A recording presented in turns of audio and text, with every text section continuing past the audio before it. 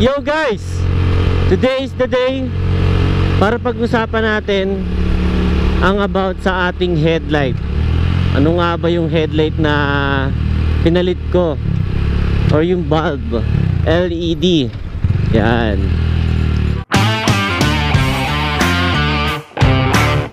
So syempre pinalitan natin siya ng Novsight. Yun. And napakalakas ng ilaw niya, kasi before ang gamit ko is Osram lang. So ayun, mas malakas yung Novsight talaga. And binagsabi sa akin na mas better daw ang Novsight kesa sa Daymaker. Hindi ako sure. I'm not sure with that kasi hindi pa naman ako nakakapag-try ng Daymaker. Ayun guys, nabili ko siya sa Shopee, and at the same time bumili na rin ako nitong visor, headlight visor, para dagdag looks na rin. So pakita ko sa inyo yung procedure, yung diskarte sa pagkakabit ng Novsight natin.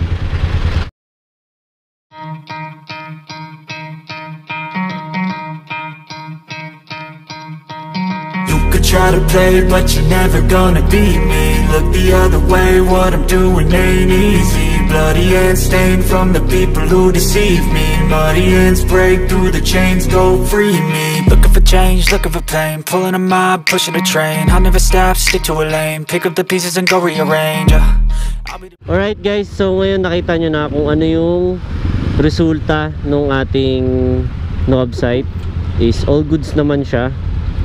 Ang tip ko lang sa inyo pag magkakabit kayo dito sa ating Classic 250 is ipa-battery operated nyo na.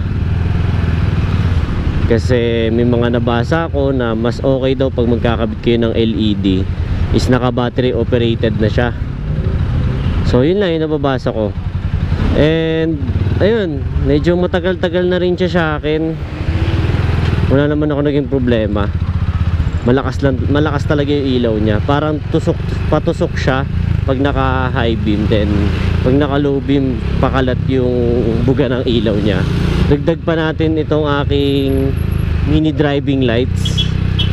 Kumbaga mas malakas talaga. So yun guys, if may mga mali ako sa mga sinasabi ko, you can correct me naman, para rin sa mga viewers natin. So ayun. Next is ang headlight pala na gamit ko, or yung pinaka housing niya, is pang STX.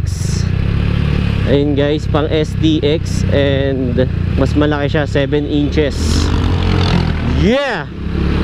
Maganda yung buga ng ilaw niya guys. So syempre papakita ko sa inyo yung panggabing mode natin para mas maganda siya tingnan, di ba? So syempre pasok muna ako ng trabaho ngayon, and napa-vlogging lang tayo ng konti. Ay, medyo busy talaga ngayon kasi bare months na eh.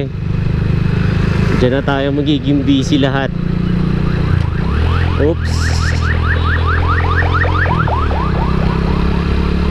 Pauwi pa lang ako and ginabi na tayo. So ayan, low beam and high beam. I don't think so if nakikita nyo, pero yan yun, medyo maliwanag lang ngayon dito. Later makikita nyo kung gaano siya kaliwanag talaga, pero di siya sobrang liwanag unlike sa mga kotse. Syempre kasi iba yung supply ng kuryente na binibigay niya sa kotse and sa motor natin. So yun lang yung pinagkaiba ng Novsight. Pero all in all, good siya para sa akin. Ito, sasamahan pa natin siya ng mini driving light natin. Yan. Mas maliwanag, di ba? So kayo na humusga guys if gusto nyo mag-Osram, mag-Osram tuloy, mag-Novsight. Yeah! Yan, low beam guys. And then pag high beam, yan, low and high. Pag may mini driving light, Yan, ganyan siya kaliwanag.